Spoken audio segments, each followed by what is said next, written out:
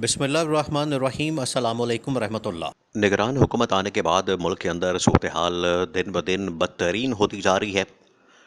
PDM हुकूमत ने जहाँ पर मुल्क को मईशत के मैदान में शिकस्त से दो चार किया और मईशत की तबाही और बर्बादी की, मईशत का बेड़ा गर्क किया, खाना ख़राब किया, वहीं पर इन्होंने सियासी अदम इस्तेहकाम से दो चार किया। मुल्क के अंदर पाकिस्तान की तारीख में इतना ज़्यादा सियासी अदम इस्तेहकाम, मुआशी अदम इस्तेहकाम जितना पीडीएम के दौरे हुकूमत में देखा गया, मुल्क के तारीख में, मुल्क की तकरीबन 75 साला तारीख में कभी इस तरह का बहरान या अदम इस्तेहकाम या क्राइसिस मईशत के मैदान में और सियासत के मैदान में कभी नहीं देखा गया। अब निगरान हुकूमत के आने के बाद मईशत, सियासत की तबाही और बर्बादी, गुरबत, महंगाई, बेरोज़गारी, इसमें तो इजाफा था ही। अब सिक्योरिटी की सूरत हाल, लाकानूनीयत की सूरत हाल, अमन व अमान की सूरत हाल, दहशत गर्दी के वाक़यात में इजाफा हो गया और सिक्योरिटी की सूरत हाल, अमन व अमान की सूरत हाल बदतरीन सूरत इख्तियार कर चुकी है। अब आपने इस पूरे मामले को समझना है। देखिए, पाकिस्तान के हालात बड़े बड़े ही गंभीर हो गए हैं, बड़े ही ख़तरनाक हो गए हैं और इस वक्त जनरल आसिम मुनीर की जानिब पूरी पाकिस्तानी कौम की नज़रें हैं। और अभी जो गैलप सर्वे सामने आया है उसके अंदर भी पाकिस्तानी कौम ने सबसे ज़्यादा जिस इदारे के ऊपर एतमाद का इजहार किया है वो है पाकिस्तान की फ़ौज। जिस शख्सियत के ऊपर सबसे ज़्यादा एतमाद का इजहार किया है वो है जनरल आसिम मुनीर। इमरान खान के बाद इमरान खान तो अब सियासी तौर पर नंबर वन शख्सियत है, इसमें कोई शक व शुबे वाली बात नहीं, इसमें कोई दो राय नहीं। सियासी तौर पर सियासत के मैदान में अगर कोई सबसे पॉपुलर तरीन लीडर है वो सिर्फ इमरान खान है। अब इसमें तो कोई दो राय नहीं, इसमें कोई शक व शुबा नहीं, इसमें कोई किसी को कोई आर नहीं और ये बात बाकायदा तौर पर पब्लिश हो चुकी है।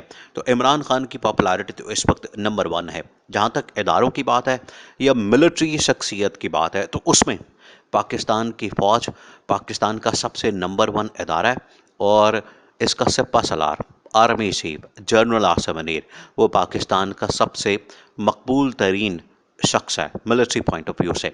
इसलिए उसके ऊपर सबसे ज़्यादा जिम्मेदारी आयद होती है कि पाकिस्तान को ना सिर्फ सियासी अदम इस्तेहकाम से निकालना है, मुआशी अदम इस्तेहकाम से निकालना है, पाकिस्तान को सफारती सतह पर जो आइसोलेशन, सफारती बहरान का सामना है उससे निकालना है। अब मुल्क के अंदर बम धमाकों, दहशतगर्दी के वाक़यात जो बढ़ चुके हैं उसमें से भी पाकिस्तान को निकालना है। इस वजह से जनरल आसिम मुनीर के ऊपर ये भारी जिम्मेदारी आयद हो चुकी है।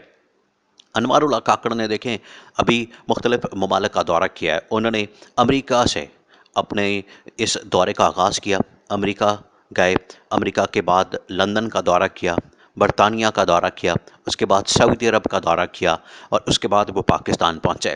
ये 3-4 ममालिक का दौरा करने के बाद पाकिस्तान को क्या मिला? सिफर बटा सिफर, कुछ भी नहीं मिला। और इसके अंदर जाके, इस दौरे में जाके अनवारुल्लाह काकड़ ने एक भी कामयाबी हासिल नहीं की। देखिए, इमरान खान और बाकी तमाम जो लीडर हैं, जिसके अंदर नवाज शरीफ भी शामिल है, जिसके अंदर आसिफ अली जरदारी भी शामिल है, तमाम के तमाम लीडरान आपस में शामिल कर लें। इमरान खान का क्या फ़र्क था? इमरान खान का फ़र्क ये था कि इमरान खान जब भी किसी बैरूनी दौरे की बात करता था, इमरान खान कहता था पहले मुझे इस बारे में ब्रीफिंग दो, मुझे इस बारे में प्रेजेंटेशन दो, मुझे इस बारे में बताओ, समझाओ और कन्विंस करो कि किसी मुल्क का दौरा पाकिस्तान के लिए, पाकिस्तान की आवाम के लिए कितना फ़ायदेमंद है, उसके बाद फिर वहाँ पर दौरा किया जाएगा। लेकिन इनकी जानिब से इनको दौरे का बड़ा शौक़ है, दौरे करने का, घूमने फिरने का, वहाँ पर अल्ले तल्ले याशियाँ और इतने महंगे तरीन होटलों में जाके रहना, इतने महंगे तरीन जहाज़ों में घूमना, रास्ते में अपने रिश्तेदारों से मुलाकातें, घर वालों से मुलाकातें, अल्ले तल्ले इसी तरह से उड़ाए जाते हैं। यही काम वही कर रहा था जो वज़ीर ख़ारजा था पीडीएम हुकूमत का, इंटर्नी वज़ीर ख़ारजा बिलावल भुट्टो। पूरी दुनिया के उसने दौरे कर दिए और जहाज़ को तो ऐसे इस्तेमाल कर रहा था जैसे यहाँ पर कोई चिंची इस्तेमाल करता है या मोटरसाइकिल इस्तेमाल करता है। इस तरह से उसने पाकिस्तान के जहाज़ को इस्तेमाल किया और पूरी दुनिया का उसने दौरा किया। और ये 17-18 महीने बिलावल भुट्टो ने जितने दौरे किए, वो पाकिस्तान सिर्फ 2 दिन के लिए, 1 दिन के लिए आता था, बाकी उसने पूरी दुनिया के दौरे किए और अय्याशी और अल्लल्ले तलल्ले। इसी तरह से ये वज़ीर-ए-आज़म भी दौरे कर रहा है और उसका नतीजा क्या निकल रहा है? 0/0। मुल्क के अंदर सूरत-ए-हाल बड़ी ख़राब हो चुकी है। इस वजह से जो निगरान हुकूमत की एक ज़िम्मेदारी थी या उनको जो टास्क दिया गया था, उनको जो कहा गया था कि एक टेक्नोक्रेट का सेटअप आने के बाद पाकिस्तान के हालात व वाक़यात के अंदर बेहतरी आ सकती है और ये प्रोफ़ेशनल ये पाकिस्तान के मामलात ठीक कर देंगे, लेकिन ऐसा नहीं हुआ। इन्होंने ना सिर्फ इसमें मज़ीद बदतरीन सूरत-ए-हाल पैदा की, हालात को बिगाड़ दिया, उनका खाना ख़राब कर दिया, जो थोड़े बहुत भी ठीक थे, उसके अंदर जो बेहतरी की गुंजाइश थी, वो भी ख़त्म कर दी।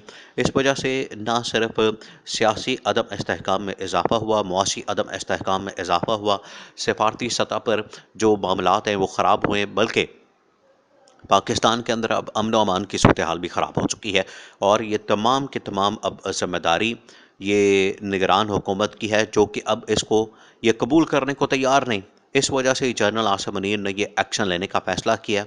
ना सिर्फ इस हुकूमत को घर भेजना है, निगरान वज़ीर-ए-आज़म को घर भेज के बरतरफ करके इसको इसकी छुट्टी करा के इसको फ़ारिग करके इसका इस्तीफ़ा लेके यहाँ से इसको इसको घर भेजना है, बल्कि एक ऐसी हुकूमत लानी है जिसके पास अवामी मैंडेट हो और वो सिर्फ़ और सिर्फ इलेक्शन के ज़रिए से आ सकती है, इंतखाबात के ज़रिए से आ सकती है। वो सिर्फ़ और सिर्फ पाकिस्तान में जो पाकिस्तान की अवाम की अदालत है, अवाम जिसको मुंतखब करेंगे, उसके ज़रिए से ये हुकूमत बन सकती है। अब ये 2 टुक अंदाज में इस हुकूमत को कन्वे कर दिया गया, बता दिया गया और इलेक्शन कमीशन को भी आगाह कर दिया गया है कि अब आपने अपना जो असल काम है वो करना है।